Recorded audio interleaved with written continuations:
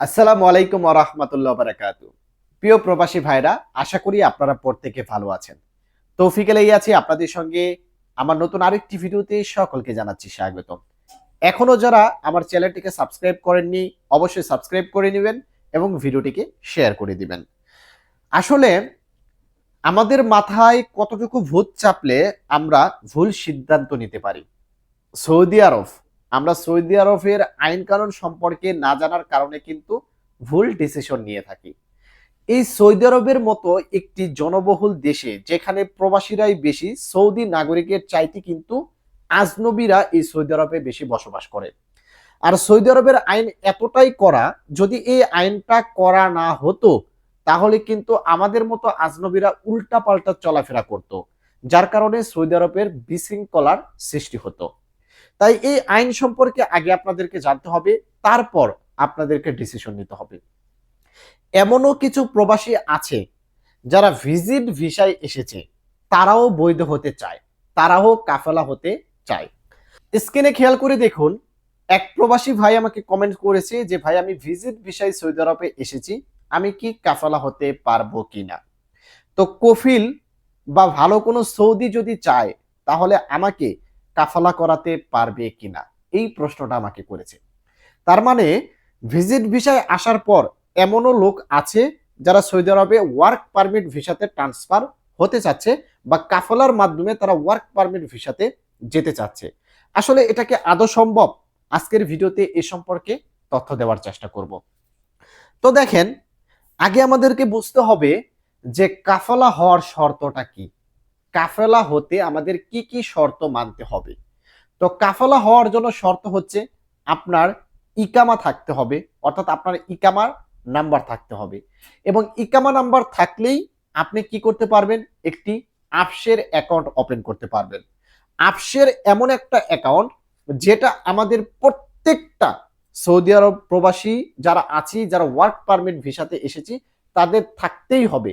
কারণ এই আফসের অ্যাকাউন্টের মাধ্যমেই কিন্তু আমাদের যাবতীয় কাজ হয়ে থাকে এবং এই আফসের অ্যাকাউন্টের মধ্যেই কিন্তু আমাদের সকল তথ্য কিন্তু থাকে। অর্থাৎ শুরুতেই আমাদের দরকার কি, একটি ইকামা নাম্বার, এবং ইকামা নাম্বার দিয়ে আমরা একটি আফসের অ্যাকাউন্ট ওপেন করতে হবে। আর যখন আপনার আফসের অ্যাকাউন্ট ওপেন হবে, এতেই কি আপনি কাফালা হতে পারবেন? এরপরেও কিন্তু আপনি কাফালা হতে পারবেন না। কাফেলা হওয়ার জন্য আমাদেরকে এক কফিল থেকে আরেক কফিলে যাওয়ার জন্য কিন্তু তলব দিতে হয়। আর এই তলবের মাধ্যম হচ্ছে কিউয়া প্ল্যাটফর্ম। তো এই কিউয়া প্ল্যাটফর্মের অ্যাকাউন্টও কিন্তু আমাদের থাকতে হবে। যে কফিলের কাছে আমরা কাফেলা হব সেই কফিলের বিজনেস কিউয়া থাকতে হবে এবং আমাদেরও কিন্তু ব্যক্তিগত কিউয়া থাকতে হবে।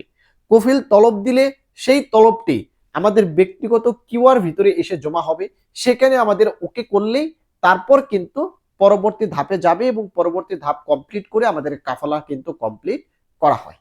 এখন কেউ যদি ভিজিট ভিসাতে আসে তাহলে আদৌ কি তার ইকামা নাম্বার রয়েছে? তার ইকামা নাম্বার নেই। আর আপনি যতই চেষ্টা করুন না কেন অবৈধ পথে যদি আপনি ইকামা নাম্বার বের করতে চান ভিজিট ভিসাতে এসে, এরপরও কিন্তু আপনি ফেসে যাবেন, আপনি বিপদে পড়বেন। যত বড় মাধ্যমই হোক না কেন, যত বড় মাধ্যম দিয়েই আপনি ইকামা নাম্বার বের করেন না কেন, সেই ইকামা নাম্বার দিয়ে আপনি আফসের অ্যাকাউন্ট ওপেন করতে পারবেন না এবং সেই ইকামা নাম্বার দিয়ে আপনি কিউয়া প্ল্যাটফর্ম ওপেন করতে পারবেন না। যদি আপনার আফসেরই না থাকে, যদি আপনার কিউয়া না থাকে, তাহলে আপনি কিভাবে কাফেলা হতে চাচ্ছেন আর কিভাবে এত বড় সৌদি আপনাকে কাফেলা করতে চাচ্ছে? ভাই, যারা ভিজিট ভিসাতে এসেছেন তাদেরকে স্পষ্ট একটা কথা বলে দিই, সৌদি আরবের আইন কিন্তু খুবই কড়া।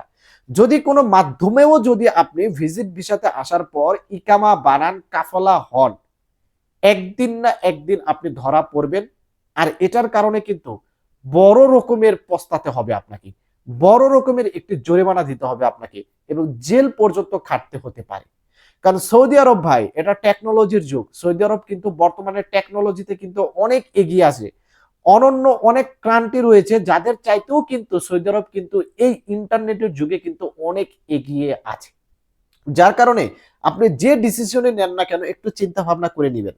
সৌদি আরবের আইনের পেঁচে যদি আপনি একবার পড়ে যান, সৌদি আরব কিন্তু আপনাকে যাবজ্জীবন জেল দিতেও কিন্তু দ্বিধাবোধ করবে না।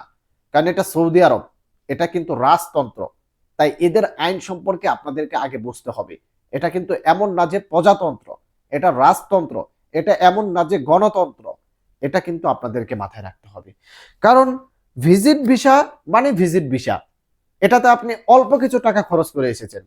1 লাখ থেকে 1,20,000 টাকা খরচ করে আপনি 3 মাসের ভিসাতে এসেছেন। 3 মাস থাকতে পারবেন। 3 মাস পর পর আপনি মেয়াদ বৃদ্ধি করতে পারবেন। যদি ভিজিট ভিসাতে এসে ইকামা করাই যেত, তাহলে আমাদের কি দরকার ভাই যে ওয়ার্ক পারমিট ভিসাতে এত টাকা খরচ করে আসা? 4 লাখ, 4.5 লাখ, 5 লাখ, 6 লাখ, 7 লাখ টাকা খরচ করে অনেকেই এই সৌদি আরবে ওয়ার্ক পারমিট ভিসাতে আসতেছে। যদি 1 লাখ টাকা খরচ করে আসার পর আরো 2 লাখ টাকা খরচ করে যদি আমরা আমাদের ইকামা বানাতে পারতাম, আমরা কাফলা হতে পারতাম, তাহলে কি দরকার আমাদের ওয়ার্ক পারমিট ভিসাতে আসার? তাহলে ভিজিট ভিসাতে এসেই তো আমরা কাফলার মাধ্যমে ইকামা বানাতে পারতাম। ভাই এটা আদৌ সম্ভব না। তাই দয়া করে যারাই ভিজিট ভিসাতে আছেন বা জিয়ারা ভিসাতে আছেন, কখনোই এই চিন্তা করবেন না যে এখান থেকে আমি আমার ইকামা বানাবো। এটা কিন্তু আদৌ সম্ভব না। আশা করি বন্ধুরা বুঝতে পেরেছেন। ধন্যবাদ সকলকে, ভালো থাকবেন, সুস্থ থাকবেন। সকলকে জানাচ্ছি আসসালামু আলাইকুম।